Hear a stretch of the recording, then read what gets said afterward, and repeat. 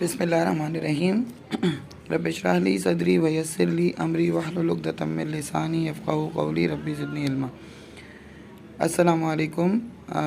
میں آج سورۃ النساء کی آیت نمبر 35 کے ساتھ حاضر ہوں۔ جیسے کہ پچھلی آیتوں میں اللہ تبارک و تعالیٰ نے عورتوں کے بارے میں ارشاد فرمایا کہ مرد جو ہیں وہ عورتوں پر حاکم ہیں، اور جو ہے وہ جب آپس میں ایک دوسرے کے ساتھ موافقت ہو جائے ان کی، تو پھر مردوں کو نہیں چاہیے کہ وہ عورتوں کے خلاف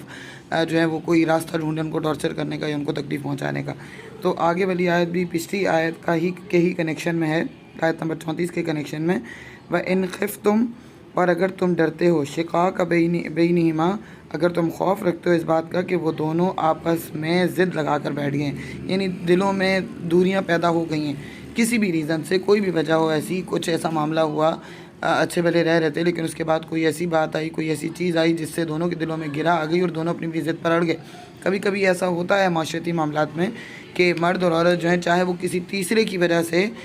یا پھر جو ہے وہ کسی اور کی وجہ سے، باہر کے کسی مطلب کبھی عورتیں کہتی ہیں کہ ساس کی وجہ سے، یا مرد کہتے ہیں کہ جو ہے وہ عورت کے ماں باپ یا اس کے بہن بھائیوں کی وجہ سے جو ہے وہ ہمارے درمیان پرابلمز آ گئے۔ بہرحال ریزن جو بھی ہو، میں اس کی ڈیٹیل میں نہیں جانا چاہتی۔ آئی ہوپ کہ آپ سب جانتے ہی ہوں گے معاملات کو۔ یا پھر کبھی کبھی ایسا بھی ہوتا ہے کہ نہ عورت کے خاندان سے کسی کو کوئی ایشو ہوتا ہے، نہ مرد کے خاندان سے، بلکہ آپس میں ہی دونوں ایک دوسرے سے ضد باندھ لیتے ہیں۔ کبھی کبھی ہوتا ہے کہ عورت کے مزاج میں بھی سختی ہوتی ہے، کبھی ایسا ہوتا ہے کہ مرد کے مزاج میں بھی سختی ہوتی ہے، دونوں میں سے کوئی کمپرومائز کرنے کو تیار نہیں ہوتا اور دونوں جب اپنی ضد پر اڑ جاتے ہیں۔ اب یہ ظاہر سی بات ہے، طلاق بھی اسلام کے کچھ فرائض میں سے ایک فریضہ ہے۔ جب دونوں کی آپس میں نہ بن پائے تو ایک دوسرے کو بے عزت کرنے سے اور ایک دوسرے کو رسوا کرنے سے بہتر ہے کہ خاموشی سے اور بہتر طریقے سے، احسن طریقے سے الگ ہو جائیں، جیسے کہ ہم نے سورۃ النساء کی ابتدائی آیاتوں میں اس بات کا بیان کیا ہے۔ لیکن اللہ تعالیٰ کے نزدیک یہ پسندیدہ عمل نہیں ہے کہ جو ہے وہ علیحدگی اختیار کر لی جائے یا طلاق دے لی جائے۔ تو اس لیے یہاں پر اللہ تبارک و تعالیٰ ارشاد فرماتا ہے، اگر تم ڈر رکھتے ہو، وَإِنْ خِفْتُمْ، اور اگر تم ڈر رکھتے ہو، شقاق بینہما، کہ وہ دونوں آپس میں کوئی ضد رکھتے ہیں یا ضد پر اڑ گئے ہیں کسی معاملے میں، فَبَعْثُوا حَكَمًا، اب اس کا طریقہ بھی بتا رہا ہے اللہ، یہ معاشرتی معاملات کو ہینڈل کرنے کا طریقہ بھی بتا رہا ہے اللہ کہ کھڑا کرو حکمن، منصف، یعنی کوئی ایک منصف، من اہلہ، مرد کے خاندان میں سے بھی، وحکمًا من اہلہا، اور ایک منصف عورت کے خاندان میں سے بھی، یعنی ایک ایسا بندہ جس کے بارے میں آپ جانتے ہیں کہ یہ جو ہے وہ انصاف کے ساتھ فیصلہ کرنے والا ہے، یا کوئی بڑا بزرگ عورت کے خاندان میں سے بھی کوئی ایسا بندہ جو کہ ریلائبل ہے، اور مرد کے خاندان میں سے بھی کوئی ایسا بندہ جو کہ ریلائبل ہے، کوئی بڑا ہے، اور آپ جانتے ہیں کہ وہ نیک نیتی کے ساتھ ان دونوں کے درمیان فیصلہ کر سکتا ہے، تو اس کو جو ہے وہ آپ کھڑا کریں،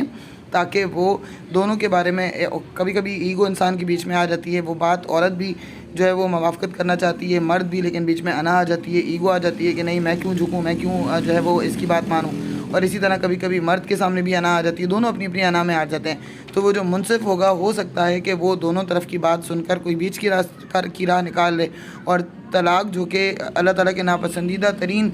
فرائض میں سے ایک ہے، اس سے انسان باز آ جائے اور وہ چیز نہ ہو۔ اور ویسے بھی الحمدللہ اسلامی معاشرے میں اب کچھ دیکھا ہم نے کہ ریٹ طلاق کا بڑھ رہا ہے، ورنہ طلاق کا ریٹ بہت کم ہے الحمدللہ۔ جیسے باہر کے یورپ کے معاشروں میں اور دوسرے معاشروں میں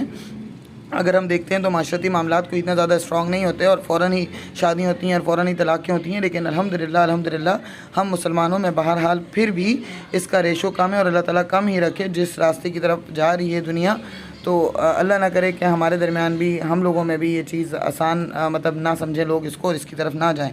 اینی ہاؤ ان یریدا اصلاحاً، اگر وہ چاہیں گے اصلاح کرنا، یعنی اگر وہ واقعی صحیح اپنے آپ کو درست کرنا چاہتے ہیں اور صحیح راستے پر آنا چاہتے ہیں، دونوں اپنی اپنی جو ہے وہ ضد سے ہٹنا چاہتے ہیں، یوفق اللہ بینہما، اور اللہ تعالیٰ ان کے درمیان موافقت پیدا کر دے گا اگر دونوں نیک نیتی کے ساتھ۔ اب یہاں پر دونوں اس طرف بھی اشارہ ہے کہ اگر وہ دونوں، یعنی وہ مرد اور عورت واقعی میں ایک دوسرے کے ساتھ رہنا چاہتے ہیں، اور وہ جو وقتی گرجز ہیں ایک دوسرے کے اگینسٹ وہ ہیں ان کے درمیان، تو اللہ تعالیٰ ان کے درمیان موافقت پیدا کر دے گا، چاہے اس کا ذریعہ کسی کو بھی بنائے۔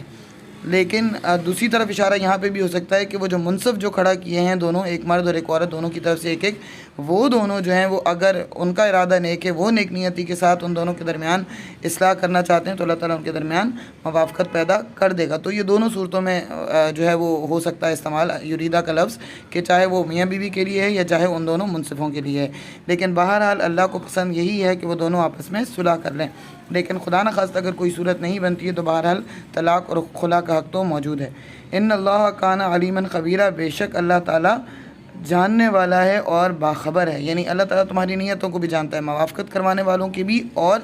مرد اور عورت دونوں کی نیتوں کو بھی اللہ بہتر جانتا ہے۔ تو اس لیے جو ہے وہ جو بھی کیا جائے وہ نیک نیتی کے ساتھ کیا جائے۔ تو بس اللہ تبارک و تعالیٰ ہمارے درمیان کی ضدوں کو اور اس تناؤ کو، ان سب چیزوں کو ختم کرے، ہمارے معاشرتی معاملات کو جو ہے وہ پہلے کی طرح مضبوط رکھے جیسے کہ پہلے ہوتے تھے، اور جیسے الحمدللہ ابھی بھی کافی حد تک ہم بہتر اس پہ چل رہے ہیں، اور اللہ تعالیٰ ہمیں جو ہے وہ سیدھے راستے پہ رکھے۔ جزاکم اللہ خیر۔